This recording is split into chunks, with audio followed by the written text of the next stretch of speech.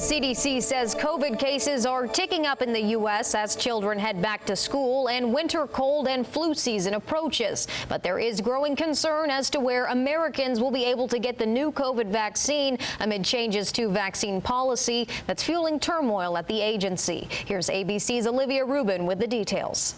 Vaccine policy changes from the CDC are fueling confusion over how and where Americans will be able to get the new COVID vaccine. The new vaccines are rolling out to pharmacies across the country, but a delayed CDC meeting along with those changes is making it difficult for people to get the shot. CVS has announced it will limit access to the shot in 16 states, requiring prescriptions in 13 states, including New York, Florida, and Colorado, and simply not offering it in 3 others. Walgreens says they will give vaccines in states where we will be able to do so. The FDA has approved the COVID vaccine this fall for Americans over 65 or those at high risk. But a critical CDC panel is not expected to give its recommendation for several more weeks. The White House insists the vaccine will still be available for all Americans who want it, but sidestepped questions on whether insurance will continue to cover it. The FDA's decision does not affect the availability of COVID vaccines